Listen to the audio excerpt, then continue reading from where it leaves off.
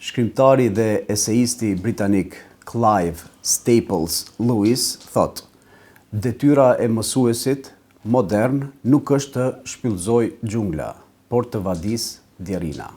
Më 7 mars, në ditën e mësuesit, kujtojmë me respekt hapjen e shkollës së parë shqipe në Korçë në vitin 1887, një ngjarje që shënoi një hap të madh për arsimin dhe identitetin kombëtar.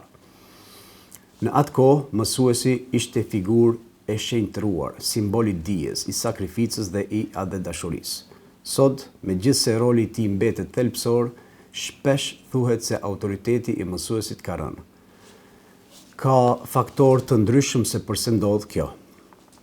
Shoqëria ka ndryshuar rrënjësisht. Dikur marrëdhëniet ishin më hierarkike dhe fjala e mësuesit ishte e padiskutueshme. Sot jetojmë në një kohë më liberale, ku fëmijët dhe të rinjt inkurajohen të shprehin mendimet e tyre dhe sikur e sfidojnë autoritetin e sotëm. Kjo është një arritje demokratike, por njëkohësisht ka sjellë edhe vështirësi në ruajtjen e disiplinës dhe respektit në shkollë.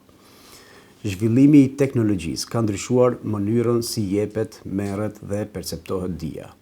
Me internetin dhe rrjetet sociale, nxënësit kanë akses të menjëhershëm në informacion dhe nuk e shohin më mësuesin si burimin e vetëm të dijes. Kjo kërkon që mësuesi të përshtatet, të jetë udhërofyes dhe orientues, jo thjesht transmetues faktesh. Një faktor tjetër është edhe roli i prindërve dhe i institucioneve. Në disa raste, mësuesit nuk marrin mbështetjen e duhur kur përballen me probleme disiplinore. Kjo e dobëson figurën e tyre dhe e bën më të vështirë ushtrimin e autoritetit pedagogjik. Po ashtu, pagat jo gjithmonë të kënaqshme dhe kushtet e punës ndikojnë në prestigjin shoqëror të profesionit. Megjithatë, autoriteti i mësuesit nuk duhet të mbështetet te frika apo te ndëshkimi, por te profesionalizmi, drejtësia dhe aftësia për të frymëzuar. Një mësues që zotëron lëndën, komunikon me respekt dhe krijon marrëdhënie të shëndetshme me nxënësit, fiton autoritet natyrshëm. Në kuptimin filozofik, fjala mësues nënkupton lehtësues, ndërmjetësues. 7 marsi nuk është vetëm një ditë feste, por edhe një moment reflektimi.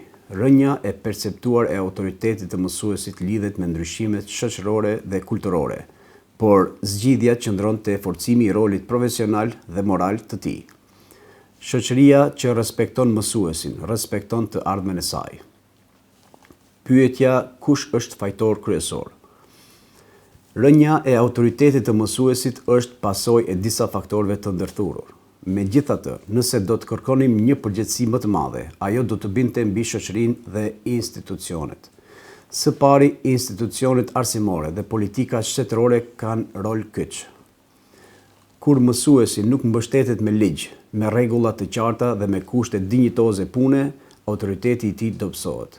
Mungesa mbështetjes në rastet e konflikteve apo disiplinës e bën figurën e tij më të brisht. Së dyti, familja ka ndikim të madh. Kur prindërit e kundërshtojnë mësuesin pa reflektim dhe gjithmonë e konsiderojnë fëmijën e pafajshëm, ata dërgojnë mesazhin se fjala e mësuesit nuk ka peshë. Respekti mësohet fillimisht në shtëpi.